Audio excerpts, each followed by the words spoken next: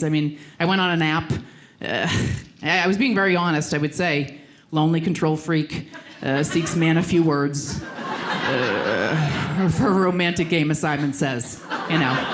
And I wasn't getting very far. It's hard to find a good one, you know. I want a good one. I've waited this long. I went out with a guy. Halfway through the meal, he turns to me and he goes, "That's not your natural color, that's fake." About my hair. I'm like, "Oh, you got me. I'm busted. My hair color is fake." "But you didn't pick up on all those fake laughs earlier, did you?" "No, you didn't." Got you there. I went out with another guy and 5 dates we went out on, and he invited me over to his apartment to make supper. So I go over and I hear this weird noise in the other room. He goes in the other room and it's like this weird wee, wee, wee. So I poke my head in. I'm looking to see what he's doing. He's inflating an inflatable mattress.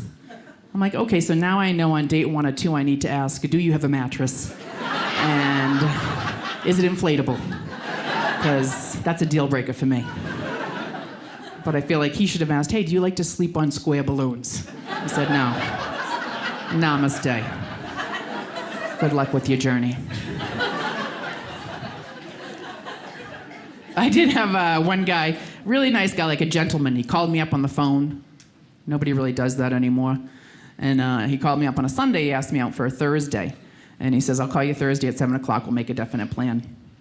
Fine. Monday, I go get my nails done. Tuesday, picking out my jeans. Wednesday, I'm getting my hair blown out. Thursday comes around, 7 o'clock, he calls. He asks me if I want to go to Starbucks for a cup of coffee. I'm like, I had my coffee at 7 o'clock this morning. What's your backup plan? You want to go to the post office, grab a book of stamps together? I mean, thought we were going on a date, not running errands.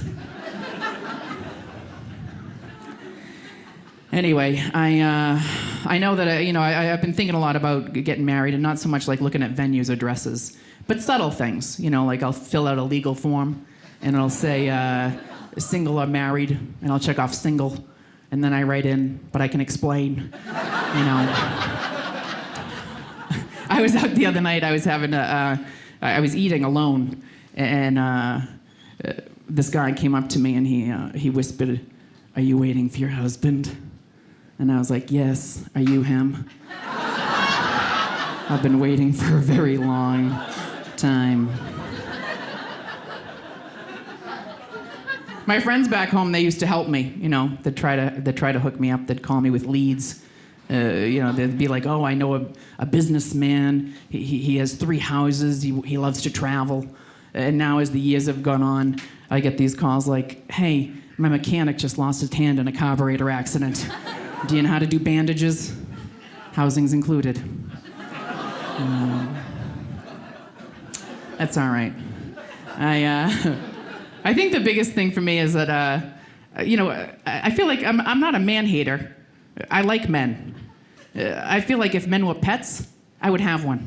I might even have 2 or 3 of them. I feel like I'm the type of woman who would move to the country so my men would have more room to run around. You know, I'm selfless like that. I just think that guys can be stupid. I had a guy come up to me after a show, and he goes, "I'm really into chubby chicks."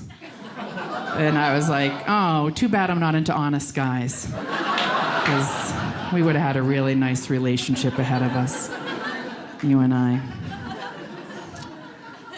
It's hard to tell you don't know when you're with someone stupid as adults. As kids, we knew they were in a special class, or they had a crusty nose. You know, they had a stupid tell. But as an adult, you can be involved with someone for like 6-7 months before you're like, oh, you're an imbecile. Okay. That's why we're having so many problems.